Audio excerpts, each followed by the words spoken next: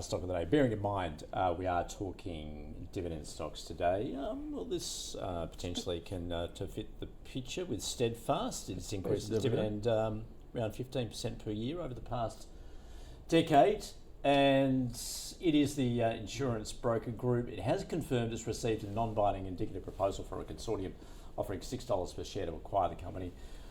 Global private equity giant KKR has joined the consortium as a lead investment partner in the proposed acquisition of the retail brokerage business. Steadfast stressing the proposal remains non-binding and caution shareholders there is no certainty that binding offer will emerge or that any transaction will ultimately proceed, which begs the question then, Rudi, if you own it, what do you do with it?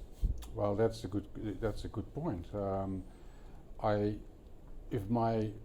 If the signals are not completely wrong, then it would be that the board is quite accommodative to what's happening now, and $6 is still quite a while above the current share price. So normally, if there's more certainty that share price should move closer to the $6 mark, it hasn't. So now you just have to weigh up as an investor. Do you take the fact that the luck literally fell in your lap here, and do you take that as a signal and you go elsewhere, or are you allowing yourself to be a little bit more greedy, and you wait for the next $0.50 or even more than $0.50 to come on top?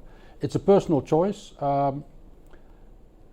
Normally, you get the proposition is less balanced. I mean, I remember I personally haven't had too many holdings in stocks that got a takeover proposal, but I've had a few, and it seldom pays to wait until the final decision falls, because you only make 1 or 2% more usually, and you have to wait then weeks, if not months, before you actually get the money. But in this case, you can wait if you want more, but obviously you also run the risk that if somehow it doesn't go through, then the share price will quickly lose at least $0.50, and that's quite a lot as well. So it's a personal choice. When it comes to Steadfast as an investment, the more I gained insights about this company over the years, the least I liked it. I don't like it at all. Why? It's very compromised in its entanglement with local councils and apartment stratas. Yeah. And from the moment politicians will start looking into it, it can only generate bad news for the company. Well, it already has on that front, hasn't it? But only a smidgen so far. More to come. All right. Okay. Watch out. So, if you did own it, what would you do with it? If you do own it? Yeah.